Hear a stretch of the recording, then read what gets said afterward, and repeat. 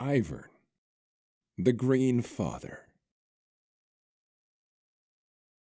Ivern the Cruel was renowned as a fierce warrior in the latter days of the ancient Vorayard. His clan followed the most warlike of the old gods and would not kneel before the upstart Three Sisters like so many others had.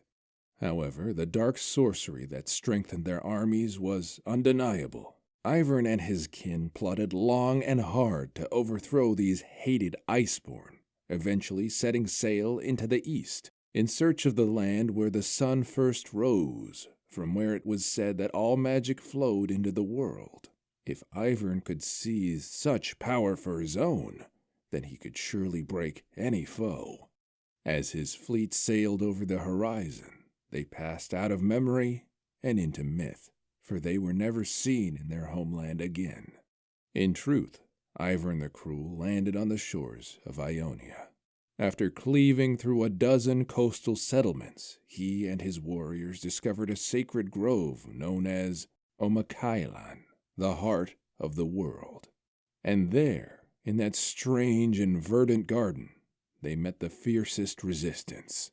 Chimeric beings, half human, half beast, came at them again and again beneath the twisted branches.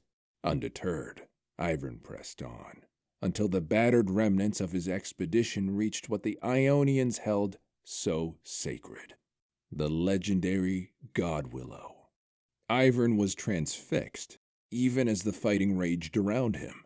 It was a truly colossal tree, dripping with long gossamer leaves that shimmered with golden green light.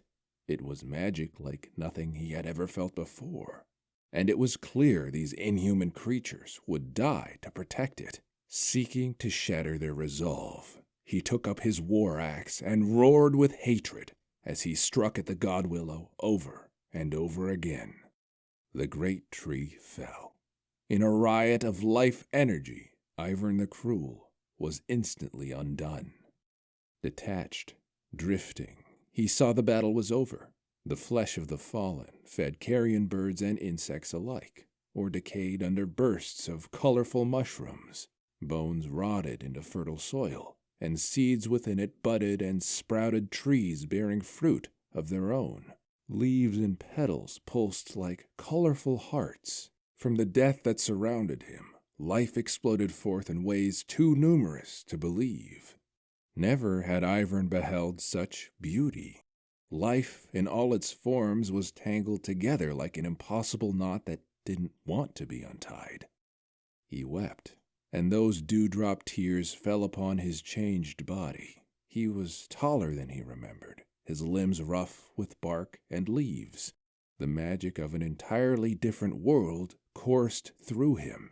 He did not know why or how, but he was all that now remained of the God Willow.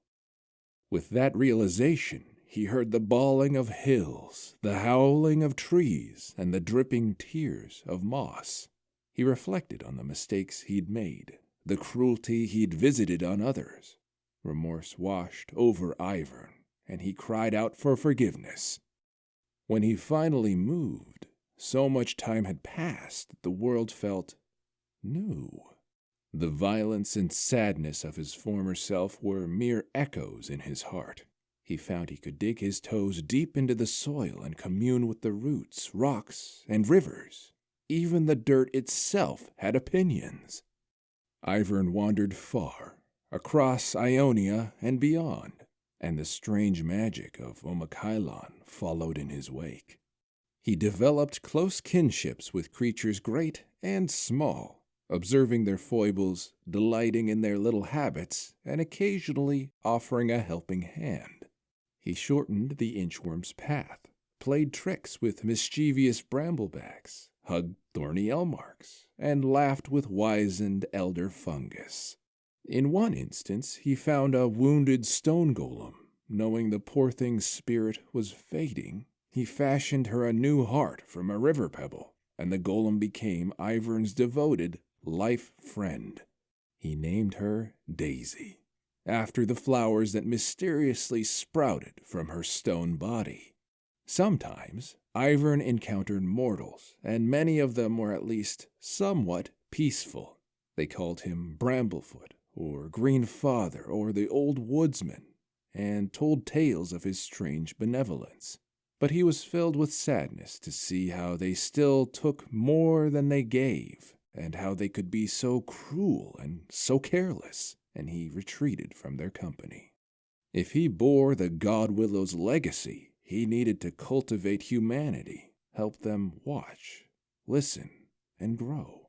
Being mortal once himself, Ivern knew this would be difficult, so he smiled and challenged himself to complete this task before the final sunset. He knew he would have time.